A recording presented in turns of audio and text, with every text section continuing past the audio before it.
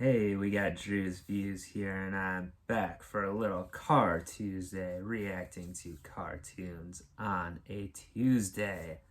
And today, I'm on Legend of Korra, Book 4, Episode 3, which is called The Coronation. So, I would have to assume that's the coronation of Mako's new boss, I guess, the king, the prince who's becoming the king of Ba Sing Se, or of the Earth Kingdom, I suppose.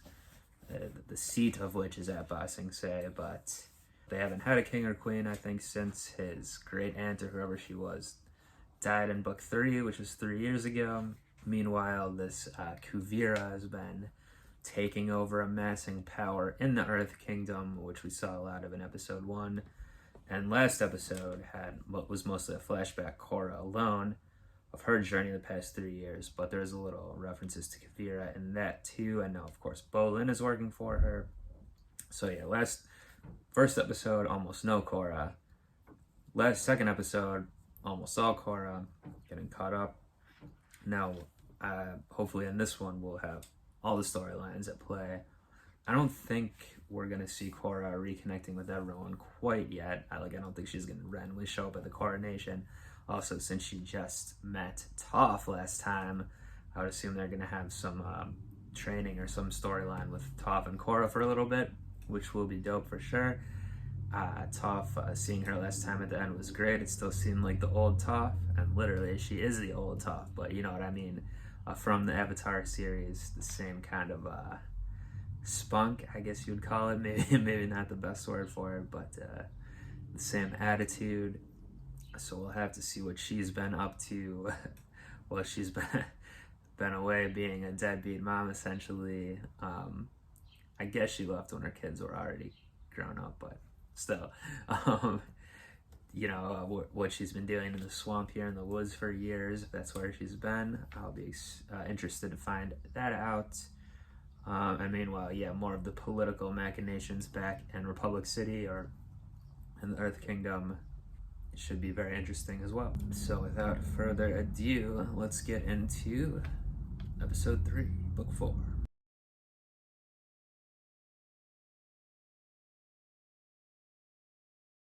All right, good stuff there.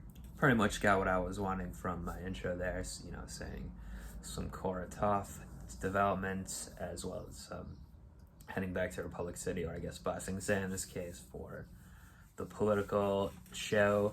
So, start with Korra though. It does seem like her is, well, for a second there with the metal thing, Toph saying that, I was like, is this just going to be, was she lying and just going to pretend she's taking metal out? That's still left in there. And then it'll be like the mental thing, tricking her that way. But it didn't then really seem like that. But what Toph said probably is correct, that she is, especially from what we saw last episode too, she is skittish about getting back into the spotlight again as the Avatar, having to face the bad guys again.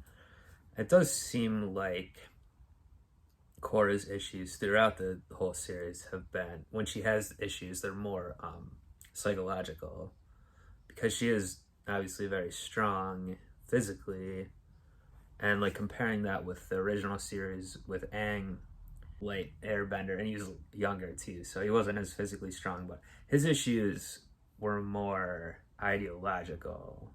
Like, he never wanted to kill anyone. He always wanted things to work out a certain way based on like his principles or his beliefs.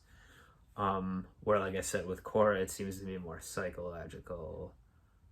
Even I'm thinking back to like the book 1 part with the original villain. I'm blanking on what his name was, but with the mask and everything, the anti-bender guy, who really was a bloodbender. But anyway, there was the one episode, where she was like, she like lost it for a little bit, from, I guess, fear or whatever, when he confronted her directly. And now it seems like she's kind of has PTSD over what happened last season, last book. They showed us several times now with the breath spinning out of her around her head when she's almost about to die there. Yeah, she keeps flashing back to that. So yeah, it seems like that's the block right now.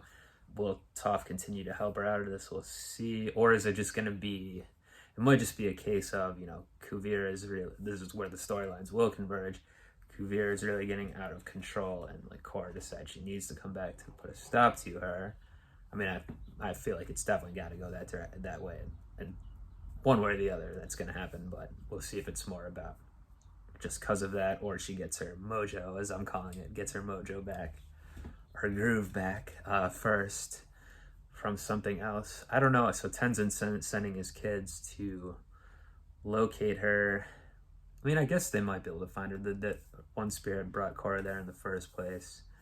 And Jinora is the master now. Although I guess she's an airbending master, not a spiritual master. But she always did have the spiritual. That's how she kind of got into it too, or became so powerful. She did have that good spiritual connection. So maybe that's how she'll find her then.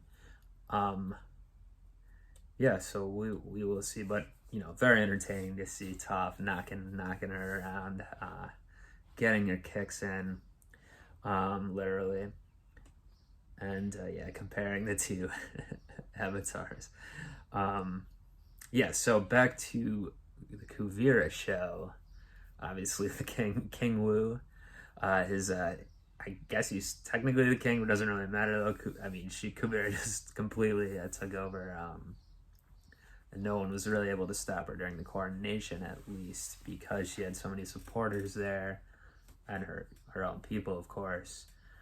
And now I was trying to think, you know, I was wondering why does she need Bolin?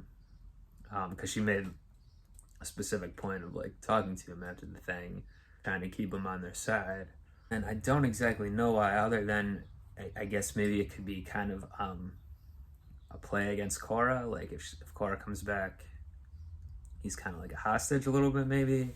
I mean, it's kind of what she's doing with Sue's son, marrying him to like keep her in line, kind of, it seems like. So I mean, I'm kind of speculating on that a little bit, but who knows, maybe they love each other, but it doesn't really seem, you know, I think it's for her, it's all about these political games and this power. So interesting. Yeah, and then there's definitely some good stuff with the two brothers this time. I mean, I think Bolin's obviously, he's already starting to realize it's not good, but he doubled down using her words against Mako when they had that fight, obviously. So I'm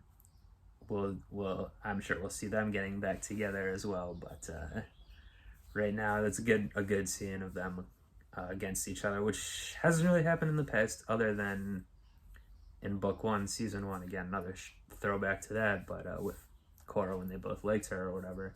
So we'll see. But it was good how the prince kind of, you know, Mako he probably could have got away from even being the prince's bodyguard, so the king or whatever he is, Wu, but he's sticking with him for now and trying to like build him up into a little bit of a better person. At the end, like it seemed there, Wu was kind of accepting it a little bit. I mean, doesn't have much choice at this point, I guess, but I mean, you should have seen it coming, buddy, when you got your presidential suite taken out from under you on your coronation day.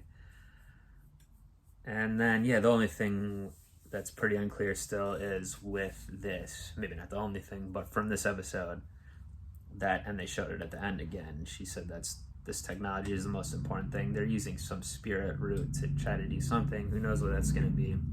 Probably nothing positive, at least for the spiritual human balance and all that, and for not having this fascistic military takeover. But we will see what that is. I'm loving this season so far, I gotta say. Book 4 is pretty great so far. I like it a lot, and I'm excited to get back to it next Car Tuesday with Chapter 4. Do join me back for that. Do subscribe to my channel here if you're not already and you enjoy these reactions. Check out some of my other stuff too. Leave comments, anything like that you like to do. And until next time, I'm up out of here. Peace. Worst coronation ever.